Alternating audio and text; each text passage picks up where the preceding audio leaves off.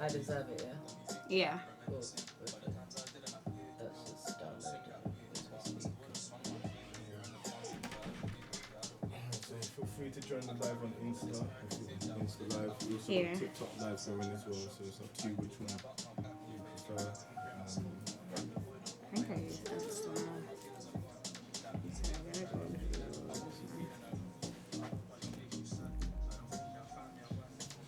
Get the show on the road. You can catch up that.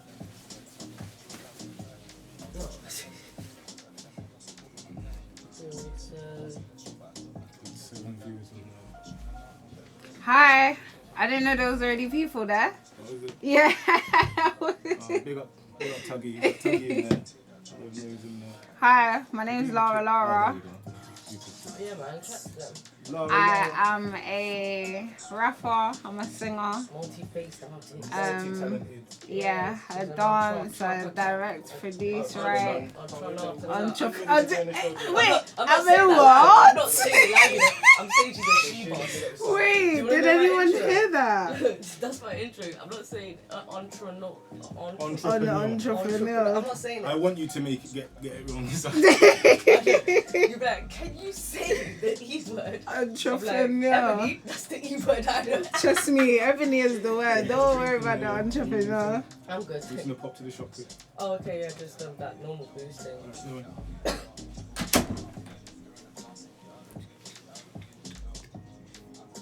He said, yeah, she was calm. Oh my god, I got so many cameras on me. I feel so lit. No, I'm joking. Hi. Yeah. Yeah, there's mine there, that one there. So 1, 2, 3, 4, 5, 6. Feels like a press conference. I've come to clear my name and any allegations against the Ebony Omolara brand. They walk in, they're like, oh shit. We're like, yeah, we film it. Literally. Maybe we should have mentioned that, sorry. No, it's true. So when we chop it all up, obviously we make little like social media format bits. Yeah. So I can send you the little trailers and that to you. So thank you. If anything, when you post them on the gram, we'll invite you. Invite me, yeah, and then I can download them and put them on my TikTok anyway. Oh, okay. Because what we used and to my drive as well. YouTube so, shorts. You know how you did the folder? Yeah. You literally do the same thing. It makes sense. I could add them in that folder. Yeah. That makes sense. Because then I can make content out of it as well. Might add some of it to the doc. For the EP, I guess this year is gonna be. This year is amazing. It's just. What I realized with this year is as soon as you put out that you want to do something, you start doing it starts doing. Yeah. No, it's like, you know how they say fake it to make it? Yeah. I get that. But you're not really faking it, you're just... Because you're actually doing the thing. Yeah. It's like... It was the confidence part, because people make confidence... I know we're not on the conversation or anything, but people make confidence seem like, oh, I need to be confident enough to do this. I need to fake my confidence. Whether you believe you can do it or not, obviously it helps if you believe that you can, but if you're doing it, there's nothing to disprove what you're doing. No. It's like 0-1 binary. But yeah. I get that a lot, the confidence thing. I feel like I need to grow my confidence, because that's what's holding me back a lot. Yeah. And it's true. Confidence is literally just trusting yourself, and when you ask yourself, can you do this, whether you say yes or no. And for me, it's not that I never tell myself no, because there's things that I know I can't do, but it's like maybe not yet. Like, I'm not afraid to try it, and that's what your confidence, that's what you need it for, to be able to try. A lot of people don't try it because they've told themselves in their head they can't do it, and they can't break out of that. Yeah. We're going to be live and I'm going to start the show. Okay. Try the headphones for a few. Oh yeah. Those are not the headphones, those are my headphones. Oh shit. Yeah. You didn't grab them. Okay.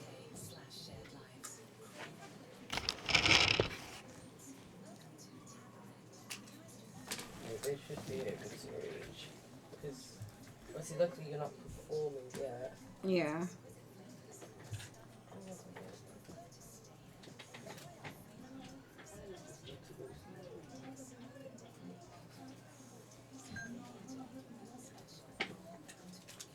Do they reach?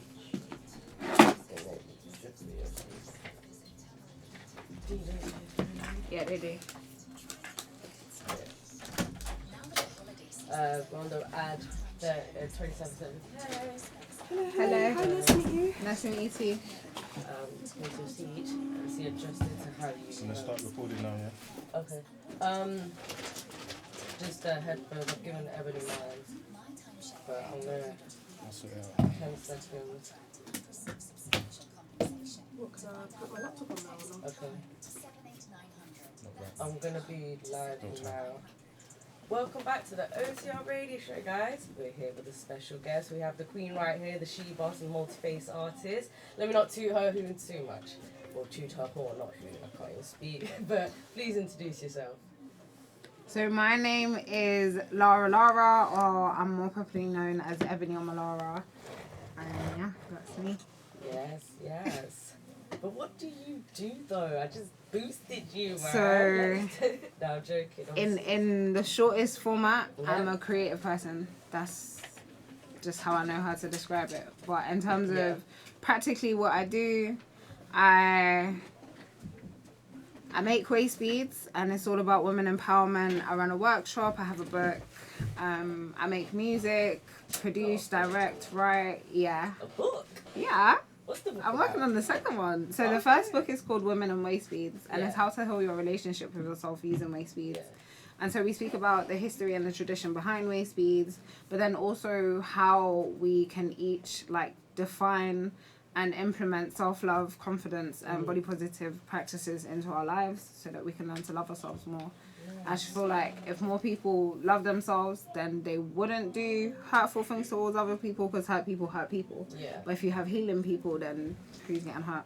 Yeah, no, that's so true. yeah. Okay, and are you onto the second book because the first one did so well, or you're just yourself? No, the second book. So the first one is more like a guide on how to. Obviously, I use my personal experiences in there, but more the actual lessons from them. Whereas the second book is called What Have I Done, and it's literally about my experience in Cov. So obviously, I went uni there, but I went there before I went to uni, and I stayed a bit after. Okay. Got up to all sorts, and then kind of went through the mental. When we're going back and we're reflecting over the things that we've experienced, we can blame ourselves a lot, and that's what I was used to doing. And so that's where that book came out of, for the people who live with the guilt and the shame and never break out of that. Yeah. So yeah. Okay, nice. And okay, so you mentioned a whole lot of other things, but obviously I'm familiar with EOE and UPG, obviously your digital marketing agency and the creative platform, Yeah. creative arts platform. Can we dive more into that? Yeah, so the way in which the whole thing works is I run one company because I'm too lazy to be filing accounts and stuff for okay. different ones. Here's me thinking they're two separate Yeah, companies. so My bad, Ebony guys, Omolara my bad. Enterprises is everything that I do. Yeah. The second brand is unapologetically Ebony. Okay. And so that is a space where I felt like specifically the black narrative, but not just ours. So many narratives have been told by people who don't live in the stories of them for so long. Yeah. And so it was time for us to create those stories and tell them in the way that we wanted to. Mm. Again, going back to my own like personal touch with it, it was about the black narrative and how come every single black guy in the movie is a gang member and ends up dying or going to jail. Mm-hmm. And even where he might not, like he had to experience the same thing that I guess it's a very real thing, but now it's been created as the only thing, and so that people are represents almost choosing that because they feel like that's what they're supposed to do, because that's what's in all the films and that's just what's expected. And it's like, no, we're the ones who create that. We make the choices to create the stories and all of those things. So yeah. So movies inspired you. No, Yeah, no, but they kind of did, No, because they do. It's what obviously, especially in this day and age, but the screens, obviously the television, we take in a lot for fashion, what we like, what We do. eat, what we listen to. I find a lot of inspiration with like the fashion on there as well. it's true. I feel like for us, obviously, we kind of know each other a little bit. Yeah. And we're not, I want to be careful how I use this word, but I say easily swayed. So when we're looking at these things, it's kind of like, oh, what do I like? And it's about myself. But for a lot of people, they don't come from that space. They come from a space of like, how can I be accepted? Because that's a human thing to want to be cared for. Yeah. But the way in which people are going about getting that care isn't necessarily healthy. And then that's when you get the social media is toxic and all of these societal pressures that you're living up to that you've created for yourself because you feel like you have to fit into that space, not realizing there's so many different spaces and you can even create your own. So yeah, no, that's really true. It is, because it's hard to not feel that pressure though. Do you know what I mean? Especially with how many trends are changing and stuff, it's really hard to not feel the pressure. That's why I feel like from a very young age, I was just like, trends are stupid because they're going to change anyway. Yeah. So if I'm going to change, let me change at my own pace and way. And that's how I've always been. So I don't care if I wear something and someone's like, oh, that's in season or that's not in season. Because I'm like, well, I'm in my own season right now. Like, I'm on my own time in. Like, swear. Yeah, non-school uniform day. I think I had Fila trainers on. Yeah. Yeah. I wonder if they'll ever see this. No, it's fine if they do, but they had Fila trainers on. And I was like, yeah, they're so cool. I love them. I love the colour of them. Obviously, back then, Fila wasn't cool. Yeah. It was not cool. Obviously, I didn't realise. I didn't realise that this is year 7, by the way. Obviously, I didn't realise how much brands meant to one another. Because we're like 11 years old. But I did, my parents did obviously like get us branded things, but it wasn't like you have to have them. Yeah. So when I experienced that, it was in music class, and then a boy just like said, "Hey, you got feelers on," and everyone just started laughing at me, and then I never wore those shoes again. All my shoes had to be Nike. They had to be Nike. Like, yeah. When my mom tried to buy me shoes, I was like, not looking at anything unless it's Nike. Do you know what's mad? When I was in year 5, so I had to move primary schools bears because of whatever was going on at home, and my 3rd primary school was a non-school uniform school, But my mum sent me to school with my old school uniform from my other school, innit? No way. So from there, I was getting bullied from people. It wasn't even about not having the brands and stuff. It was literally just, well, actually wearing, like, the other primary school's like 5 minutes down the road. And they're all like, oh, you're in the wrong school. I didn't really have friends there like that. I was only there a couple months. But I learned very early on that that's how people behave and that's how they move. And again, my mum had me young and we was around the end, so I'm seeing the guys who rock the designer and rock this and rock that. When I was 5, I gotta be careful how I say this because I'm on the radio. My mum's boyfriend got what's GBH. He died through that because they wanted to rob him for his watch. So he passed away, sorry. Yeah, they did that to him just because of how he dresses and stuff. So from me, I clocked very early on that stuff grabs a certain type of attention and puts you in a certain type of danger. So I feel like even if I ever get to a certain level, I don't wanna. It's not that I don't want to enjoy luxury stuff, and I don't. I've more. To me, luxury is more about the meaning behind why I have it. And again, when I shop, I want to shop somewhere because I felt like I wanted to give them you that. Want to, not because I just do everything like that. I care about a lot. No, I think that's really important, and I hope like I've come to that when like after especially after secondary school, you meet different people and you kind of mature, don't you? Understand things, and I hope everyone's able to, because that story, I feel like it probably happens a lot. Not everywhere, but there's probably other people who could relate to that. Even just the principles. But yeah, man, that's crazy. So, what about you mentioned UPG? Yeah. Is that similar to for the black creatives as well, or? So, I guess I'm trying to say what aspects of UPG to speak about. So there's kind of 3 branches to it. One side of it is the creative stuff that I do, and that's my music and my film work. All of my music is... So I produced and executive produced and directed a short film a couple of years ago in Coventry when I was volunteering. And then from there, I even got that opportunity because I was trying to do my own, but obviously I didn't really have resources, team, So that gave me the experience, and now I'm working on my next project. I'm never going to say too much about it, but that's where I do that. The second strand is kind of like content creation, and the tool, I feel like it gave individuals to create income for themselves in terms of creatively expressing yourself. And you can now, the whole like sync industry thing and paying people for advertising and all of that, you can do that through people, and people can just do that off of being themselves. So that's the second strand. And then the third one is education. So it's a project called Young Souls Creative Leadership, and we have a few things going on underneath that right now, but the main one is teaching people that they are the brand themselves, and so going through the different things that they need to know to understand that, including the mindset, including the legal things, like if you want to set up your company, where to go to, all of that stuff. But then also having them think about the systems and operations it's going to take for you to do what you need to do. A lot of the things that I realized coming into business, so I learnt business from my uncles and the mandem first, and obviously that only takes you up to a certain level, and I had to start stepping out of my comfort zone and learning new things. And as I'm learning them, I'm realizing I can implement this how I need to achieve my goal. It's not like a set standard thing, and that's what education taught us. A lot of us decide, well, not for myself, I'm academically smart, and so I always used to do the mandem's homework because I know they don't learn in the same way as me.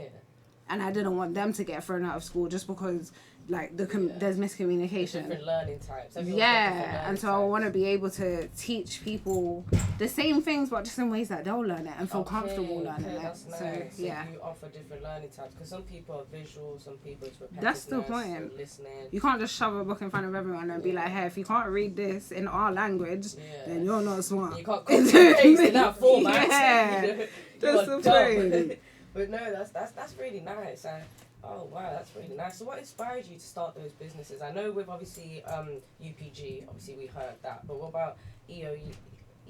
So the other brands are Cultured Waste, my women empowerment brand, and Not Impersonal, which is like a digital marketing agency. So I'll speak about those two things briefly.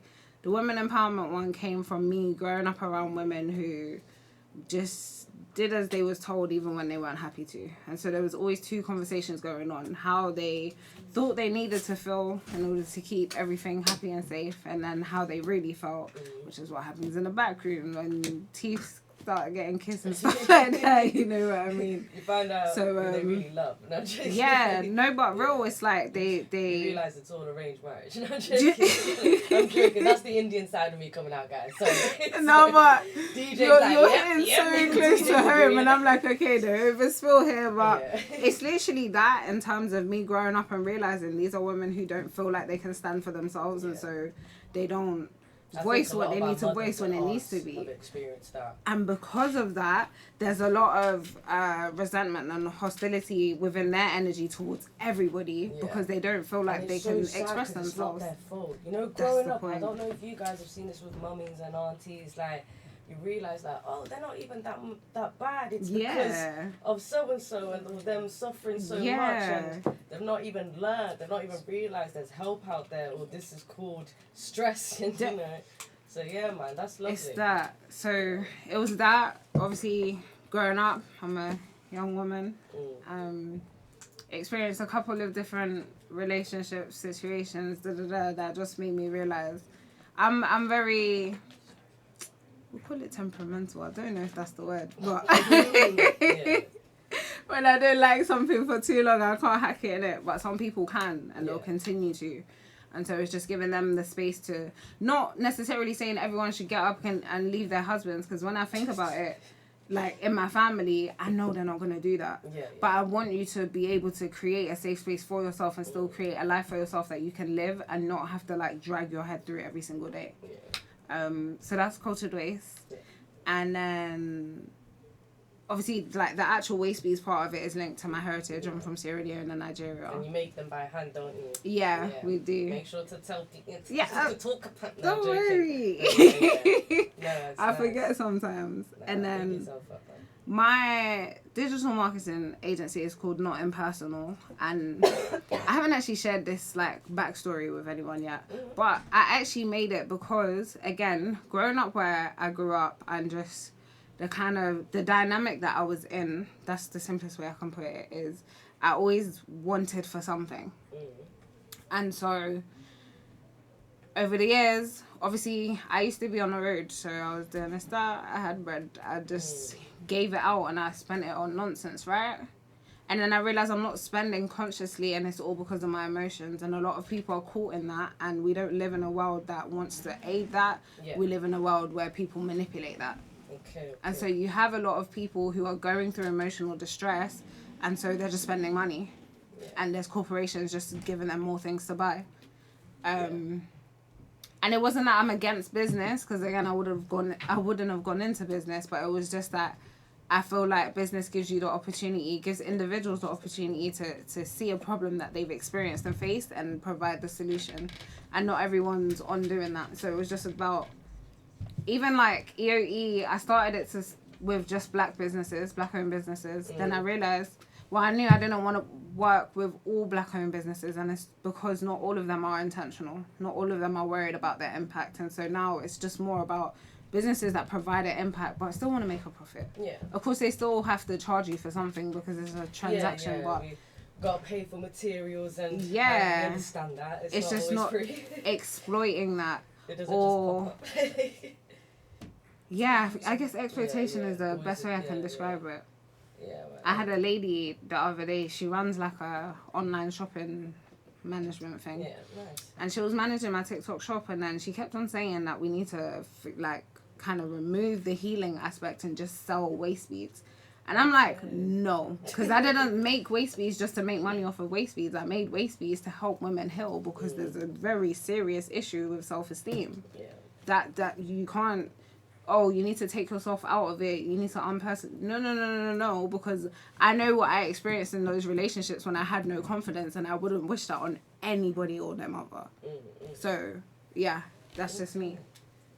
Okay. How was that challenge of telling, your business partner in a way, or like a business team member? So, for me, when it happened, I'm not gonna lie, I saw a few hints. So as it's happening, I'm like, obviously, I don't talk to anyone about my business endeavors because the trust issues and that. So I'm literally walking around, I'm looking at my phone like, wait, what?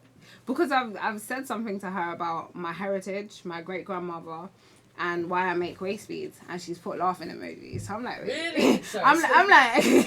I'm like, are you laughing at my ancestors? I'm getting mad, innit? No. So yeah, I'm just like, what's going on here? So I've shouted someone in my professional network, but he's like an elder to me, so he's doing a lot of work of restoring communities back home. And so I was like, I just sent him a screenshot, and I just sent him one voice note, explain the situation a little bit. He said, Ebony, not everyone's on your mission, and if they're not, you're going to have to just leave them there. I said, okay, cool. I sent her an email. I said, I don't need to think about this any longer. I don't want to work with you. That was that. That was good, man. Yeah. Okay. So, why do you think it's important, or like, what is the most important factor for yourself for sustaining growth in a small business, especially like hearing it's like a one-man team, like one woman team, like you do it yourself a lot. So it was until a couple of months ago. I thankfully got a team. We got like maybe 7 people on the team now, I'm not sure. Oh wow, but well done. Thank really you. 7 people. Yeah. Wow.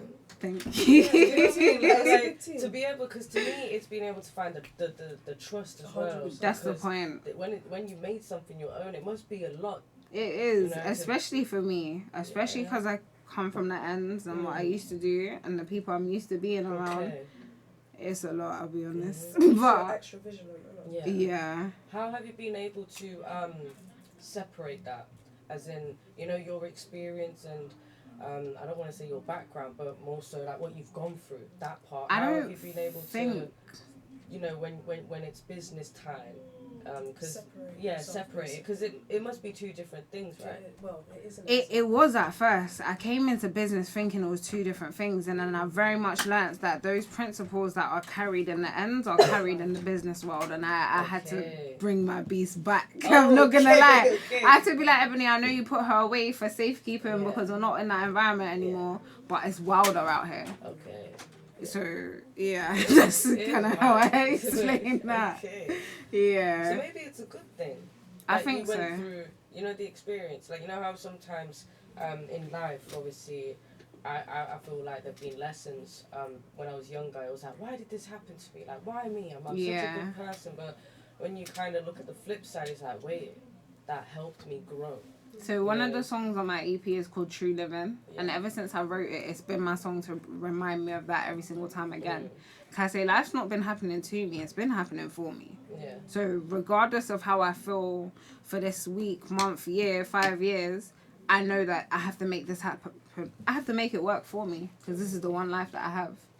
No, definitely, man. Definitely. That's yeah. Okay. Well, we got a little bit sidetracked because I started talking about the team and not doing it by myself.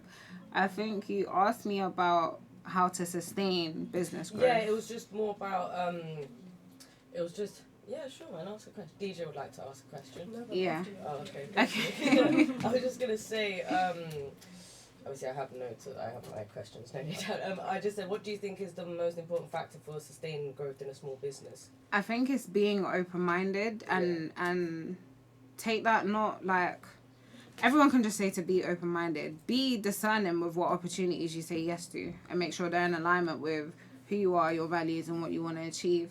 But I mean in the sense of I've been running my business for 5 years, and if I was to present my business in Western terms to anybody from this side of the planet and show them everything I achieved, everything I learned, the people that I've built in my network, they won't necessarily see it as successful because I haven't hit certain financial marks and all of these things. But for me, I can hear, not just me, everyone can hear, see, and feel the journey that I've been on. Just from seeing me a couple of years ago, your social presence, like that, seeing everything, so to me, that's just what it's about, and it's remembering that I'm just on a journey of doing that for myself and showing other people what is possible. So when you remove like the attachment to the specific goals because you will achieve those goals, or you might not, and then you're gonna get new ones, or to the I don't know, there's so many things that you can get addicted to as a part of chasing something. So just remembering that inner journey part of it will give you the balance to go for a long time and not a short time. Yeah, balance is very important. Yeah. But no, great advice. I have a 2-part question. Really. Yeah. Have you ever live in Africa? Or was you just here? So from what age did you come here, or were you not born there? Like... So I was born in London, Hackney. Okay. I went to Nigeria when I was trust me. I went to Nigeria when I was 1. Nice. And when I was 16, and that was it. But I promise you, I'm the most village girl that I've ever met in my life. I didn't know how. Yeah. So jealous. Yeah, I think it's about who you're also brought up with as well, isn't it? That's true. Obviously, if they're from back home and they're still rooted within the culture. Implicating culture. I would say, the thing is, my family don't know. My dad, he's from Sierra Leone, but he grew up in South London. Around Bear Yardies. So I grew up speaking patois, like on my dad's side. That's what, when he's pissed, when he's angry, that's what he's speaking on it. On my mum's side, she came to the UK when she was 4. My mum is the most Hackney girl that I know. And I mean down to the ghetto elements and everything. Like, she's just my mum, innit? Obviously they had me really young anyway. Yeah. So it's that thing where I just always took a liking to my heritage, and I was the one to ask the questions. Okay, nice. I didn't always get answers for those questions because of how powerful that knowledge is. That's the best way I can describe it. And so when I am learning these things about myself, it's not necessarily through them. Like, that foundation wasn't built with them at all. That was more me and understanding. I had an understanding from very young that everyone who came before me is what led to me and exactly where I am now. And so I need to understand that as much as I can so that I know what I'm doing moving forward. And if you've got the relatives, you've got the connections to be able to, find out about your family history and everything. It's true. That's one thing I regret. I can't lie, my For a lot of us, we don't. Especially because our records got ruined. They didn't want us to know that stuff, but so... It sounds weird, but a lot of it you have to trust intuitively when you come into contact with these truths and be like, why does that feel true for me? A lot of the things that I was doing, like my I've been doing music for years and I didn't realise, because to me, I'm just singing when there's nothing going on, when I'm by myself. And I'm just spitting bars just to figure out what's going on in my brain. And then I'm starting to pay attention to the guitars that my great-grandparents are holding in their pictures. And I'm like, wait, we've been doing this. What's going on? Yeah. Literally. So, yeah. Well, my second part of the question was because me, myself, and I was born in Malawi. So I see myself as a young creative that obviously is from the ends as well. And personally, I find it really hard because a lot of us people from Africa, we don't like supporting people from Africa. And I find that this is a very touchy subject, but I feel like most of my friends are actually from the Caribbean. Most of them are from the islands. So the fact that you mentioned your dad having that collective as well, I feel like a lot of us are drawn to the people that were taken away from our continent, which is really weird to me. Because I'm not gonna lie, so it was the generation before us. I don't even know how old you are, but obviously my mum's like 17 years older than me, so I was able to grow up side by side with them and watch what they do. And that was the generation where you would kind of disown being African to be Caribbean.